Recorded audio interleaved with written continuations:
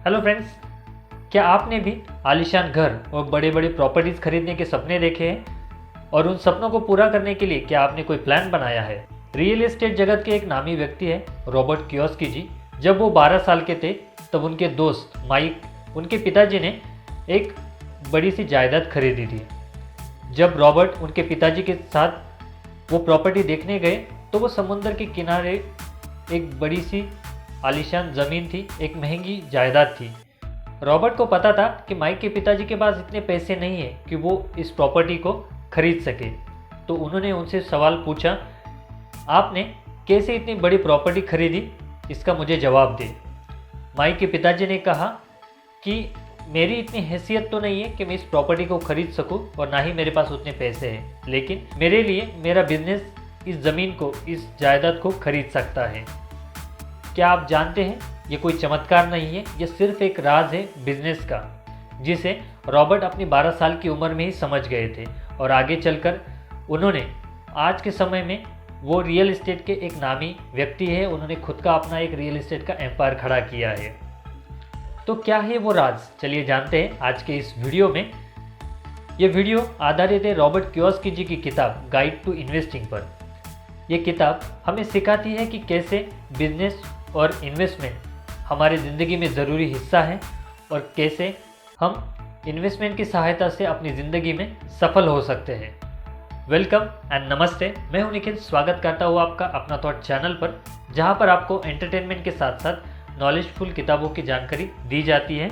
तो मेरे साथ मेरी इस दुनिया से जुड़ने के लिए कृपया मेरे चैनल को सब्सक्राइब करें और बेल नोटिफिकेशन को ऑन करें। और हाँ, वीडियो को लाइक करना मत भूलिएगा। जब भी एक इंसान सैलरी के थ्रू अपनी इनकम स्टार्ट करता है तो उसको सरकार को इनकम टैक्स देना ज़रूरी होता है। उसके बाद जो भी बची हुई इनकम होती है उसकी सहायता से वो जब कभी कोई भी खर्च करता है तो उस हर खर्च पर उसको टैक्स भी जुड़ा हुआ होता है। लेकिन ये बात बिजनेस में थोड़ी सी अलग है। जब भी कोई बिजनेस टैक्स देता है तो वो सिर्फ अपने प्रॉफिट पर ही टैक्स देता है। बिजनेस जो भी इनकम कमाता है उस इनकम से वो अपने खर्चे, अपने कर्ज के हफ्ते, साथ ही में नई कोई खरीदारी हो, नई इन्वेस्टमेंट हो, इन सब को अपनी इनकम से घटाता है और उसके बाद जो बची हुई उसकी प्रॉफिट होती है उस प्रॉफिट पर ही उसको टैक्स देना पड़ता है। तो आप समझ ही गए होंगे कि माइक के पिताजी ने क्यों कहा था कि मेरी हैसियत नहीं है लेकिन मेरे लिए मेरा बिजनेस ये काम कर सकता है, इसे खरीद सकता है। रॉबर्ट को बचपन में ही सीख मिली थी कि अगर उसको जल्दी से अमीर होना है तो उसको बिजनेस की सहायता से वो जल्द से जल्द अमीर हो सकता है। अगर आप कोई जॉब कर रहे हैं या फिर आपका कोई छोटा व्यवसाय है तो आप भी आपका एक बड़ा बिजनेस बना सकते हैं और उसके साथ साथ इन्वेस्टमेंट भी कर सकते हैं। मेरे पिछले वीडियो में मैंने ESBI मॉडल के बारे में आपको बताया था और साथ में एक बिजनेस की आइडिया भी दी थी। अगर आपने मेरा वो वीडियो नहीं देखा है तो मैं रिकमेंड करूंगा कि आप वो किताब ज़रूर पढ़ें। ऊपर आई बटन पर मैंने उस वीडियो की लिंक दी है, तो जिसके थ्रू आप उस वीडियो को भी देख सकते हैं। ये किताब हमें अमीर और गरीब बनने के कुछ रहस्य बताते हैं कि कैसे हम इन दोनों सिचुएशन में जा सकते हैं। पहले 3 चीज़ें जो आपको गरीब बनाती है। पहला, आपके इनकम से बेफिजूल के खर्च करना। दूसरा, इनकम से ज़्यादा या फिर कर्ज लेकर बेफिजूल के खर्च करना। तीसरा, अपने इनकम के सोर्स बढ़ाए बिना सिर्फ उसको बचाकर ही अमीर बनने का सपना देखना। दोस्तों, ये 3 चीज़ें आपको गरीब बनने पर मजबूर करती है, लेकिन अगर आप गरीबी से बाहर आना चाहते हैं और बहुत ज़्यादा पैसे कमाना चाहते हैं तो आपको 3 चीज़ों पर ध्यान देना होगा। एक, आपकी इनकम से आपको अपने आप पर, खुद पर इन्वेस्टमेंट करना होगा, जिससे आप नए स्किल सीख पाए, नई नॉलेज गेन कर पाए, जिससे आप अपने आप को बेहतर बना सकते हैं। दूसरा, आपकी नॉलेज बढ़ाकर आप अपनी बिजनेस आइडिया को जन्म दे सकते हैं, अपना बिजनेस चालू कर सकते हैं और इस बिजनेस से अपने आप को एक नई राह दे सकते हैं इन्वेस्टमेंट के लिए और अपने बिजनेस में ही इन्वेस्टमेंट कर सकते हैं।